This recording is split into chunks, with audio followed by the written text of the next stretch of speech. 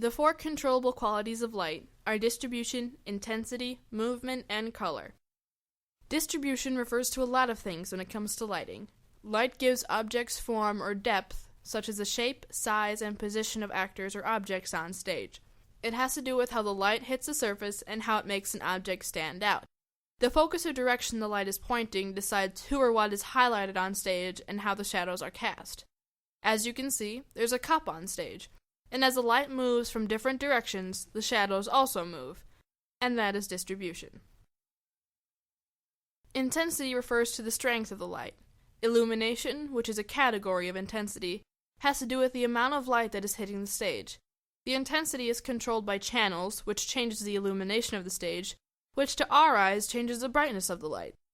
The range of the intensity can be from complete darkness to an obnoxious bright white light.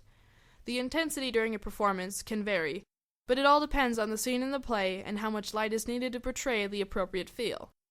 This is intensity. Movement is when the light is moved on stage, whether it is someone carrying a candle across the stage, or if there's a follow spot following an actor across the stage. Another example of movement is lighting cues.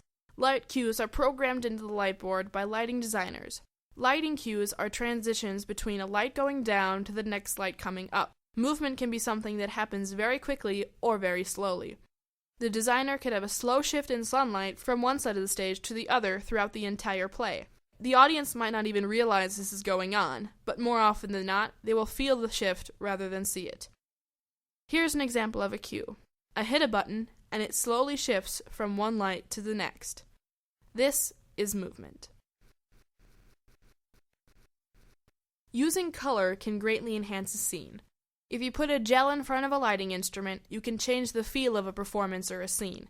For example, using pastel colors can create a nice, pleasant, friendly scene or environment. Using sharp white light on a black background creates a sense of conflict. When you mix colored lights, it is very different from mixing colored paint. For example, the primary colors, which are colors that can't be made by mixing any other colors together, for pigments or paint, are yellow, blue, and red. But with light, the primary colors are green, blue, and red. These are the main colors of the color wheel. Secondary colors, which are the resulting colors after you mix two primary colors together, for pigments are orange, purple, and green. For lighting, they are yellow, a mixture of green and red, magenta, a mixture of red and blue, and cyan, a mixture of blue and green. These are the colors that are in between the main colors of a color wheel. Complementary colors, which is the resulting color when you mix any other colors together, are either white light or black pigment. The complementary colors for pigments are yellow and purple, orange and blue, and red and green. With light, they are green and magenta, yellow and blue, and red and cyan.